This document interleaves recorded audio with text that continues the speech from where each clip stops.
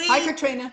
have a little look-see at all the fiddly things that business people need to deal with. Great to see you again, Joe. Always You awesome, too, Katrina. as usual.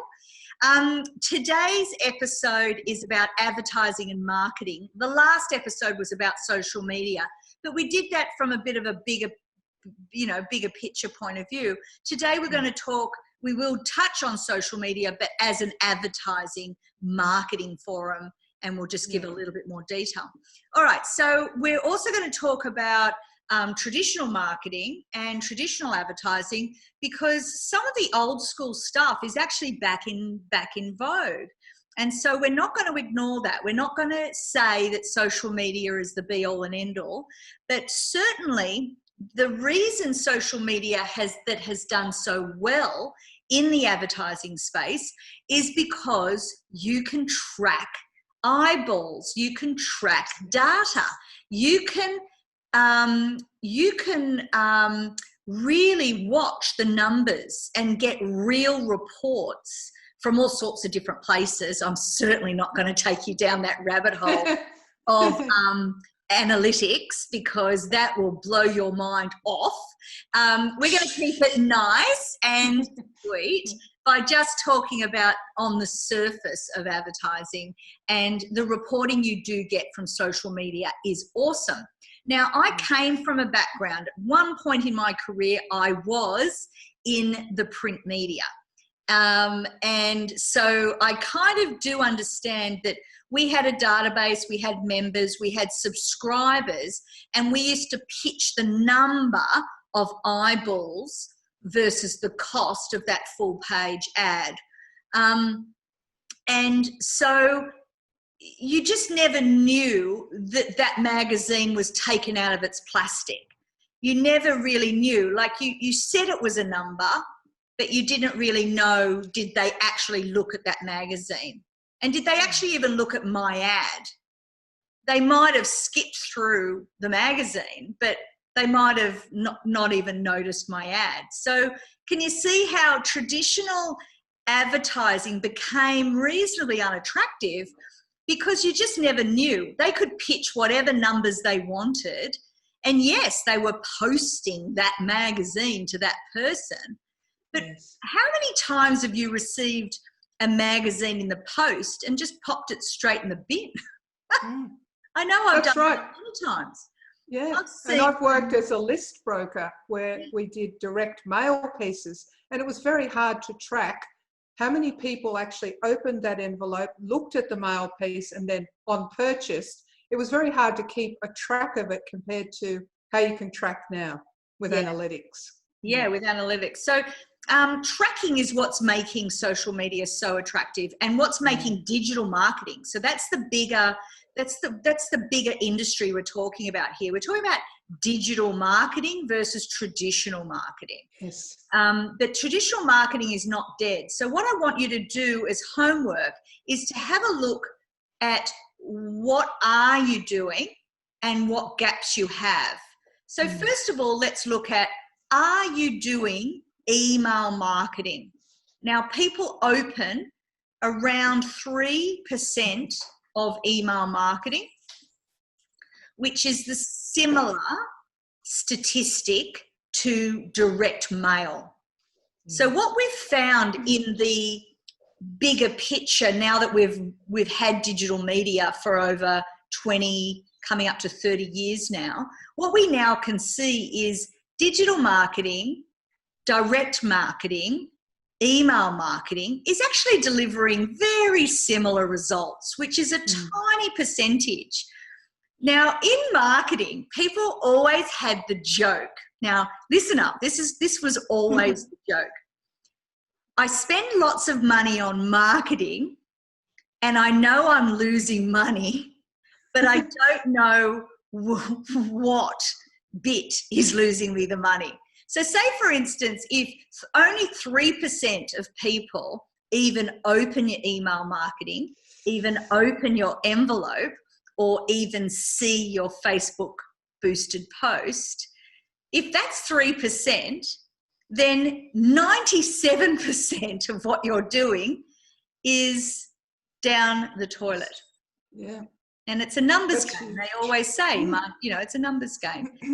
So the big holy grail of marketing is to find out which bit works and which bit doesn't. And most people do not know the answer to that. Most people in business have no clue. They just throw heaps of mud at the wall and they try to just do it all or nothing or something or irregular or chuck mud every now and again at some see what sticks, and none of it ever sticks, and they go, marketing doesn't work. That's right. Or they allocate a budget and say we need to spend this much, not really mindset of what are we actually spending it on, but as long as we've spent that, we've put good time, effort and money into marketing, without even knowing whether it's really working or not. No. And the other thing with marketing is it's not a short-term strategy. You can't just boost a post and think that that's sorted. It's the big boys. If you have a look at the big boys with the millions and millions of dollars, they are really consistent across many platforms. So say, for instance, let's take BMW as a nice example. They will do print advertising, newspapers and magazines. They'll produce their own magazines. They will do TV. So TV always gets the big budget. And then radio will get the next biggest budget, and then print will always get the next lowest budget after that. And then the digital marketing will get the last piece of that pie. Now, what's starting to happen is over the last 30 years, that has shifted, not with BMW. BMW would still be spending big money on TV. But for the majority of businesses, they started to spend more and more and more of their pie on digital marketing because you could literally see the result. You knew how many click-throughs you got. And when they got the click-through, you knew where it was coming from. You knew the click-through, where in the world were they. You knew from the click-through how long they stayed looking at your website. And they have things like bounce rates on your website, so they know if they just got a click-through that they left immediately within that sort of first couple of seconds. That's not counted. It's called a bounce rate. Same with your email. Your emails, most of them you don't even know, but most of them have been deemed spam. And now they're going there, but they're going into spam folder and their person is not even looking at them because we can set rules in our inbox to say when you get something from this person, just send it to that folder or just send it to spam or just send it to trash. Yeah. And so you think you're sending an email, but actually they're not even getting it. They don't even care about it. So email's there's a real art to good email. And the one example that I know that did email really well, and I think continues to do email marketing really well, and that was the Barefoot Investor. So most Australians know about the Barefoot Investor, and he pretty much built that multi-million-dollar business purely on email marketing. So we need to model that.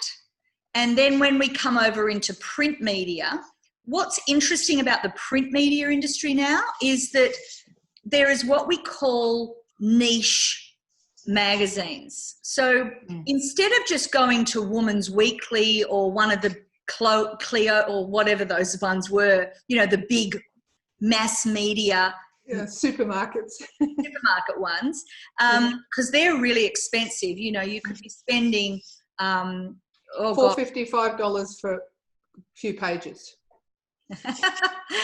30,000, 50,000 per page, or, you know, 50,000 for a double page spread in one of those mags because they reckon they've got the numbers. And, you know, print magazine's awesome. But what I really like about the print media at the moment is what we call niche printing.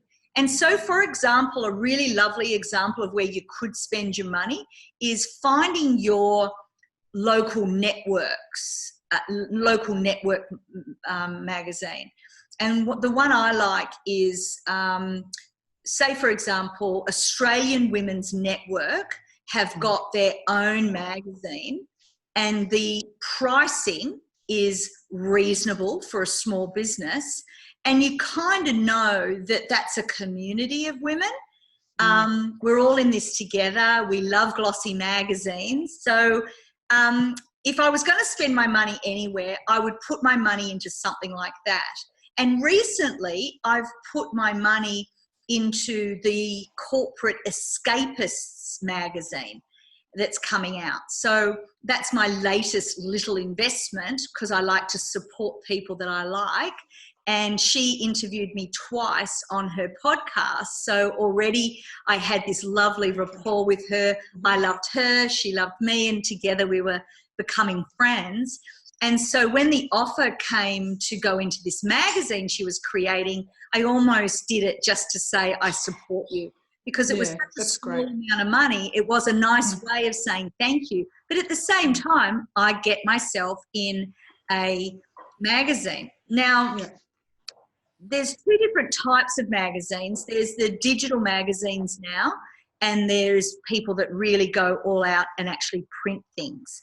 But with the sustainability, tree, environment kind of thing, you'll probably find less and less printing of magazines. It's almost frowned upon to produce an actual magazine. So a lot of them have justified cutting the costs, so you don't need to print anymore. Just do a digital magazine one, no wastage.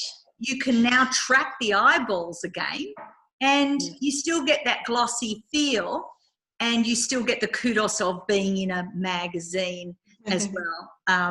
And you can then use that in your own social media and in your own blog and on your own website. So there's a lot of benefits to getting involved in those. So I just pick and choose different projects throughout the year. I might do 2 or 3 a year.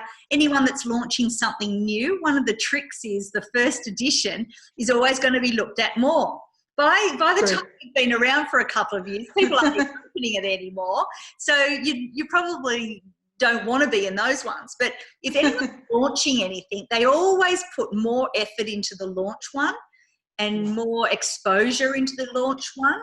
And everyone looks at it to see, is it something that I want to read? In the first one, they always open it. So that's just sort of a little trick of the trade, is always get in. After that, do whatever you like. But the first one, always have a crack at it, especially if it's affordable for you. Okay, so that's print media. There's two sides to that, the print and the digital marketing. Have a look at what opportunities are out there for you. There's heaps of opportunities out there for me in my sort of business, because I can talk on different topics. So that's why I can, look at lots of different things and comment and write articles for lots of different things. So that brings me to PR. So PR is definitely a part of marketing, and PR now is done through something called sourcebottle.com. So if you have not signed up for free to sourcebottle.com, you are missing out, people. So it's brilliant. It is brilliant. Every day in your inbox, you'll get a whole list of what the media is after for that day. And you'll be able to just quickly scan. I spend just 5 seconds scanning down, seeing if there's something for me. And if there is, I apply. And if there isn't, I just delete the email and move on. But there's podcast requests, there's article requests, there's the requests are television, radio, magazines, the whole shebang.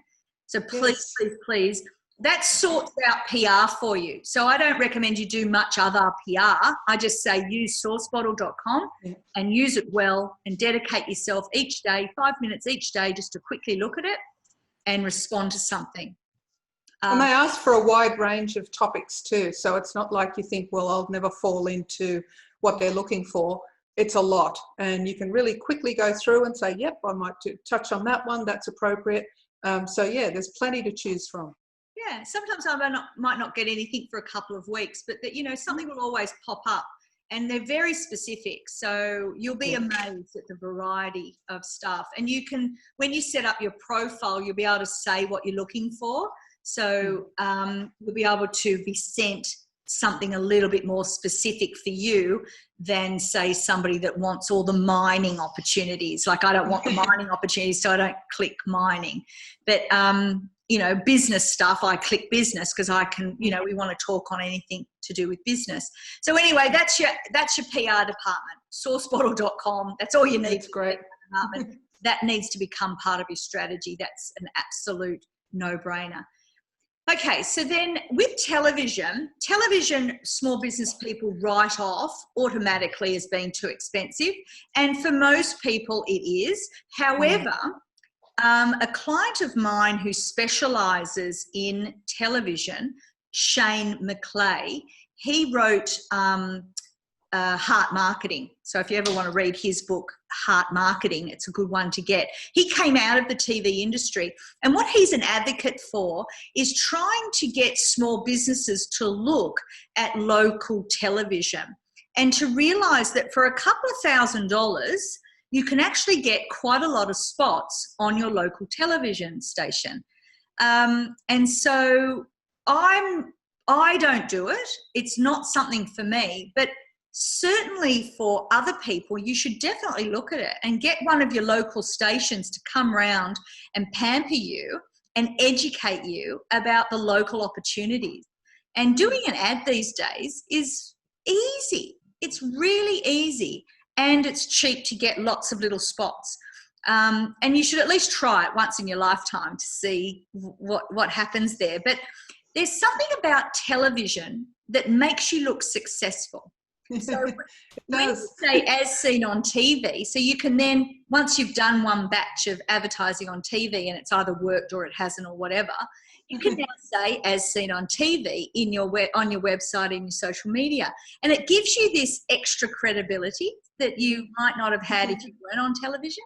So it's seen as being the most successful go on TV. So you should try it if it's a good strategy for you.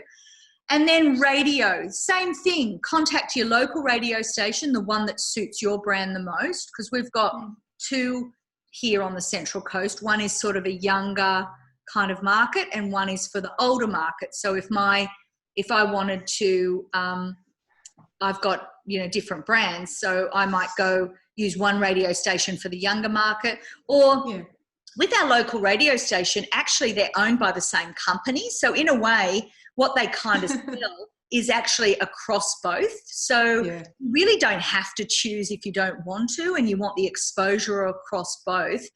And that's if you're a local based business, you really need to look at your local TV and your local radio and get somebody around to educate you about that and price you up a bit of a campaign.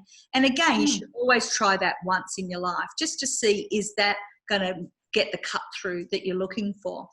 And as you said, Katrina, you can then say as seen on TV or as on the radio. As recently where I was on XYZ station, that then becomes a tag that you can add into your advertising. Yeah, and depending on what you're doing, you probably get more scope on radio. But radio is really innovative, and they like you to come up with cool promotional ideas. So if you've got a giveaway, then work with their promotion team. Don't always just sit in with the sales team. Go and ask to see what could you do with the promotional team, because the promotional team are the creative people. Salespeople just want your money. They just want your money for your ads. But the promotion team often think outside the box. And I always admired promotional activities. I always thought promotional activities get you amongst your people, get people interacting with your product. You get to have a big splash, a big giveaway. The radio people are going off saying, come down and get your free bloody blah. Come, come, come. I mean, it's just cool. So really don't just be sales orientated, ad orientated with radio. Really look at promotions and working with their promotional team if that's suited to your product. If you're a plumber, obviously nobody wants a giveaway of one of your plugs. But if you've got a lifestyle brand and, you know, you've got more those sort of products that they want, then yeah, get into it. or create a promotional product. So I came from one of the big industry events that I created back in the day when I was with Reed Exhibitions, is I created a promotional product show, purely dedicated to corporate giving and corporate gifts. I called it Corporate Gift. And inside that show, that exhibition, we were showcasing all the greatest promotional products, things with your brand on it. So I'm not a big advocate for Chinese plastic. And I know that the industry went down Chinese plastic route, but revisit it, because you'll be amazed at how beautiful and sophisticated you can be with your promotional products and your giveaways. Now, the reason promotional products have stood the test of time as a marketing tool is because we wanted to own your desk. And so promotional products always wanted to sit on your desk. That's why you got the scrunchy ball, the paperweights, the pens, the paper, the sticky notes, the notepads, is because our brand was front and center in your world. So think about that from your point of view as a business. How can you own your customer's desk, or at least be a part of their world every day, sitting looking up at them? And so mugs, pens, they haven't calendars. Calendars. But look, they're all lovely ideas. I just recommend you do something different and interesting. Don't just do a pen and think, oh, that'll do. Do something interesting with the pen. Like, for example, you can have a memory stick in the pen. Ah, that's a great idea. And so don't just do a pen, have a memory stick, and inside the memory stick is loaded up with your latest catalogue or your latest document or your latest film or your I like that. something. So can you see? Don't just, I mean, if you want promotional product ideas, come and talk to Fiddly Things, because we can walk you through a strategy and also show you the suppliers in the industry for that sort of thing, because we're very well connected to the promotional products industry. So anyway, let me not labour that. I want to get on to interesting other interesting marketing ideas. So the thing that I'm a massive advocate for is events, and you as the speaker, setting yourself up as the expert. So I want you educating your market on stage. And so to do that, you need to become a speaker. And to become a speaker, you often need to write a book. And if you write a book, what that does is it sets you up as the expert. And then as an author, people want you at their events to speak about it. So you can't do speaking really without the book, but if you've got the book, you'll get the speaking. So at Fiddly Things, what we do is we get the book done with you. We get that book loaded up onto Amazon.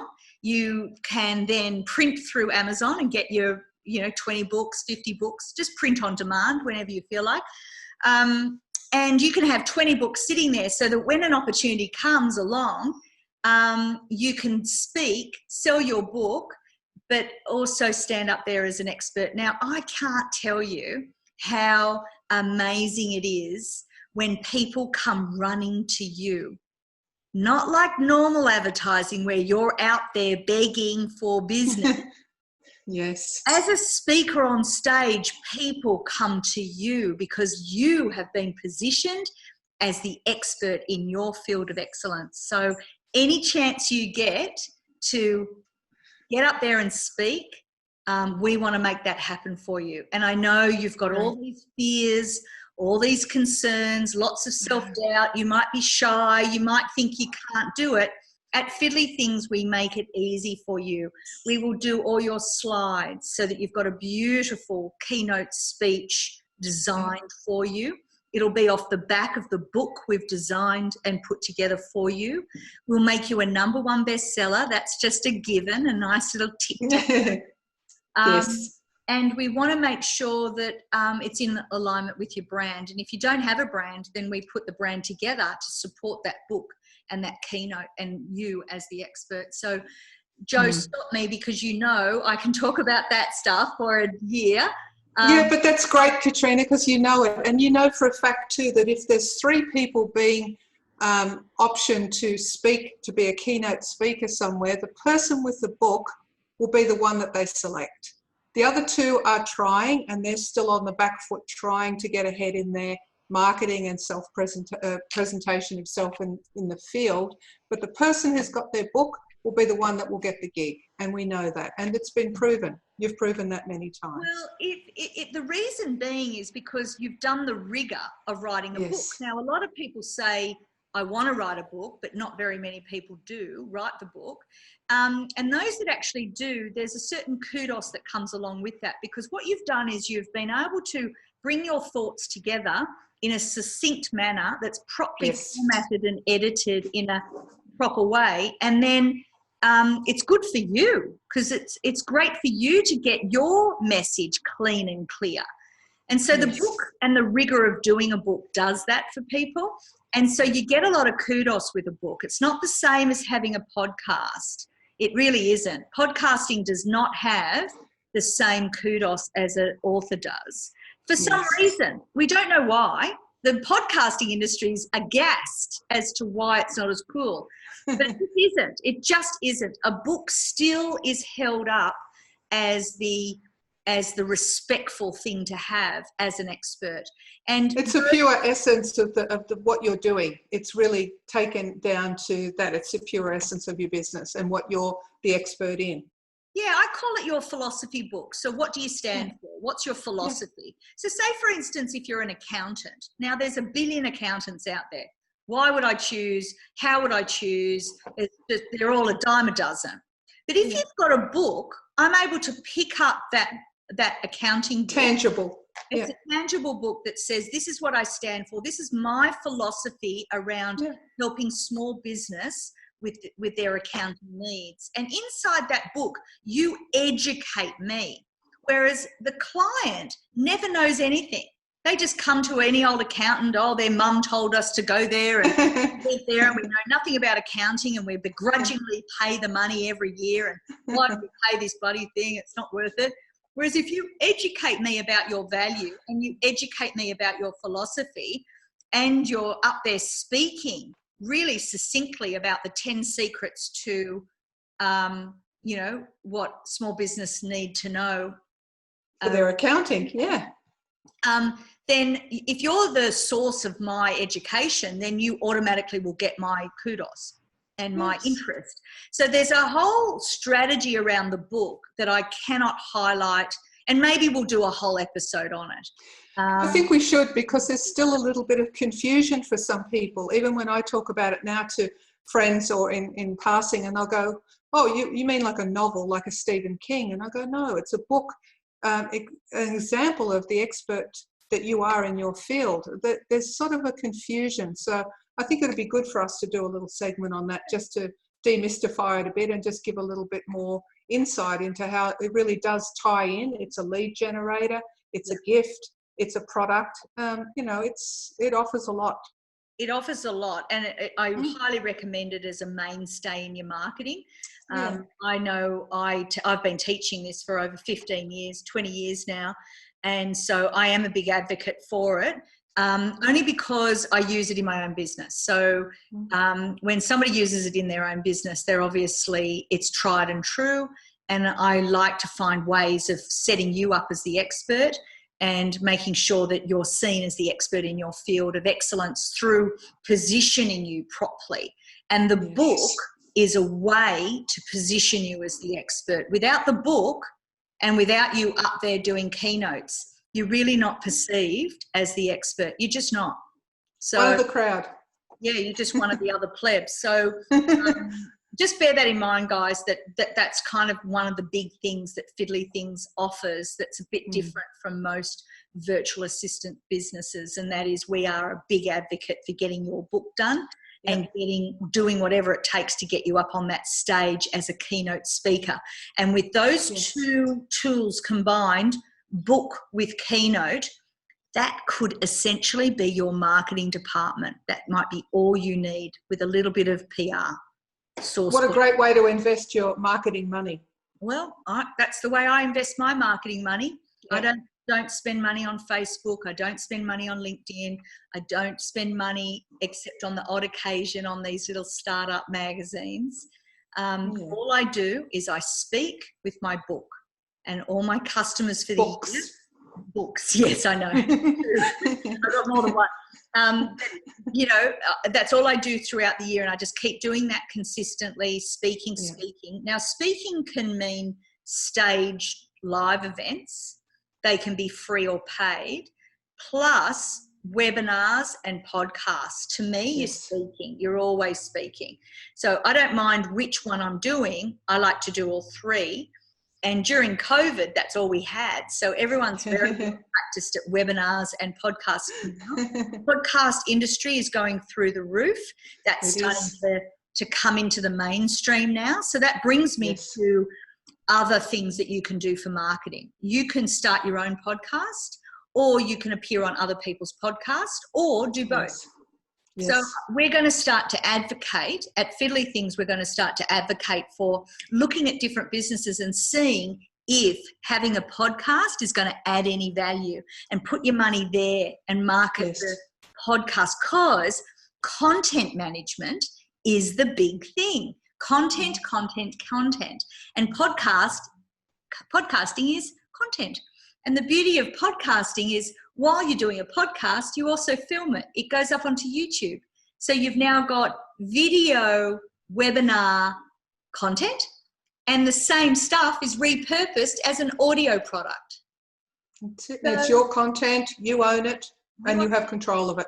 It goes up onto your blog, you disseminate it out to your social media, and that's done for a day. It's great. Yeah. It's really, really good. So it's succinct and it's clear, and it's exactly what you want to get, the point you want to get across. And you've got control over the message, which is really important. Whereas when you go to mainstream media and work with real life journalists, they can take the story and make it whatever they want. And that's why journalism is, it's impossible to control. Every time I've dealt with journalists, they've never written it right, or that's not what I said, or that's put out of context, or they say it in a different flow, and it's just odd. And they have their own agendas as well. So it'll be whatever spin they want to have on whatever you might be saying. Yeah. So anywho, you get the idea. We've sort of touched on advertising and marketing. We've hopefully given you lots of food for thought. We'd love to hear your food for thought. And if you need us to maybe review some sort of marketing that you might want to do, we are happy to review your ideas. That's what the free discovery session is all about. Just jump onto fiddlythings.com.au, order your free 1 hour session with Joe and myself if you need me. And you can discuss, I'm thinking of doing this is how much it costs, this is what they're saying. We're happy to review and go over your ideas. Yeah. But I come from exhibitions. So again, I'd like to, after this COVID is over, I'd love you to reconsider exhibition.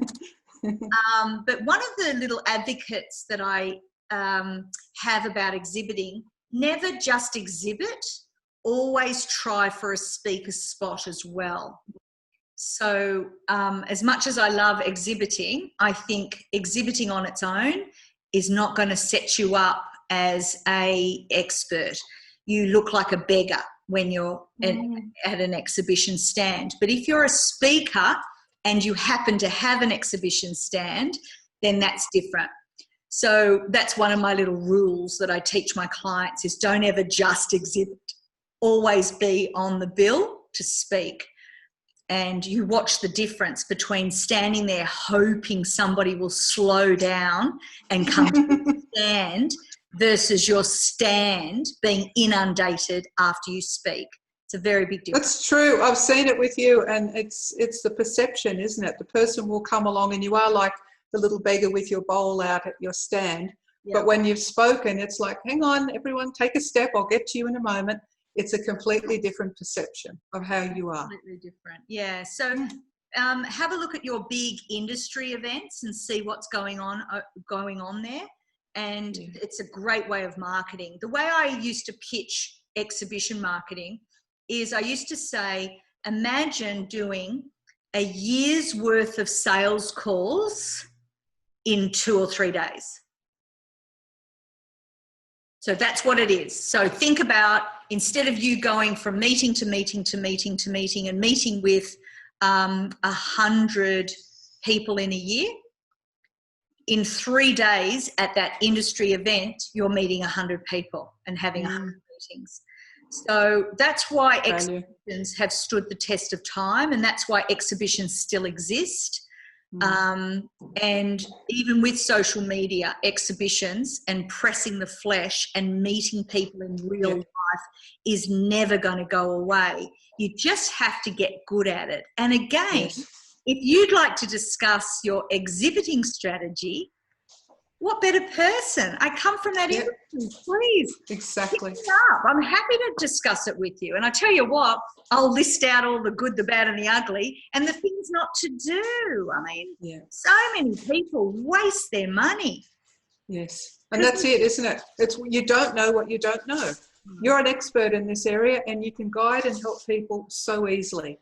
Simple questions and have an overview look at what their strategies are, what they're doing, and see where the gaps are, close the gaps. Absolutely. So that's exhibition. You might want to put on events. So you might want to put on your own events, and that's a really great way of marketing. Or you might want to join other people's events. You might want to sponsor. I'm a big advocate for sponsorship. I always think sponsoring something and getting showcased and getting up to speak for 5 minutes because you're the sponsor, and having your sponsor brand around the room, that is way better spending of your money rather than an ad in a newspaper. An ad in a newspaper almost seems lazy to me. It's like, oh, slap it in there, good, it's done, bye-bye. Hope for the best. Whereas with sponsorship marketing, you have to do all your pre-planning. Like, there's lots you can do as the sponsor prior to the event. There's heaps of stuff you need to do at the event. And then loads of follow-up after the event. So there's nothing lazy about that. It's hard work, but gosh, worth it, because you've positioned... But you reap it. Yes, exactly. You reap what you sow. Like, you put effort in, put good stuff out. So sponsorship marketing is, again, another area that I'm very, very passionate about. And I used to be, for a short period of time, the sponsorship manager across all the Reed assets. And so that was all the industry assets. So I was able to go and collect all the assets and price them up to see what did we have as Reed Exhibitions Australia. And I loved that moment in time. I loved that part of my career because I really deep dove into sponsorship and what it's worth and what value you can demand. So if you ever want me by your side while you negotiate your sponsorship deal, I tell you what, I'll get a lot more out of them than you will. And you know the path, you know the way. So it's such an invaluable tool. For extra, you can actually ask and negotiate for more. Even though they say gold sponsorship will get you this, don't leave it at that. Negotiate hard, because sponsorship dollars are hard to find. So these guys need to work hard to keep you as a sponsor. And it can be as small as Chamber of Commerce sponsoring a meeting, sponsoring a breakfast. You can go really tiny, or you can go right up into the big boys and spend lots and lots of money there. So it just depends. Look at all the opportunities around you, what you think might work, and then let's put a whole plan together. So I'm going to end on this note. I'm going to end on this note. You know how in business we have a business plan? Well, inside the business plan is meant to be a whole marketing plan. Now, most businesses don't have that. They don't have any marketing dollars allocated. So they've got no strategy. Then they've got no strategy. They've got no plan. So let us, if you haven't got a business plan, let us help you with that. But the next phase is to put together the marketing plan And then inside the marketing plan is a promotional plan. Yeah. And that's the way it works. So if you're missing a trick and you really need to get yourself sorted out, let us look at a good, solid marketing plan for you, and we'll price it all out. You'll know where you're at. You'll know how to get the most out of your bucks, and you'll know what's a must-have and what's an extracurricular activity, so that when sales tighten up or you're still in recovery with COVID, we can cut that bit off. And then when it gets good again and you're getting great results, you can bring that piece back into your marketing plan. But it's there and you know what your goals are. So take marketing really seriously. It gives you flexibility too. You can strategize, like you said, with COVID, whatever's going on, and it gives you flexibility to move in and out. You've got some structure set up and you know that there's different ways to go. Yeah, you bet. Hopefully that's enough for today. I think that's probably lots to talk about with marketing. Of course, it's a big part of business. So it is. We have to go there. But our next episode is going to be about sales. So stay tuned, guide. I hope you enjoyed our marketing one. And thank you, Katrina. That was great. Thank you for the insights. It was really helpful. Lovely. Lots we can help you with at fiddlythings.com.au. Join us next time for sales as our next episode. See you soon. Bye, guys. Bye.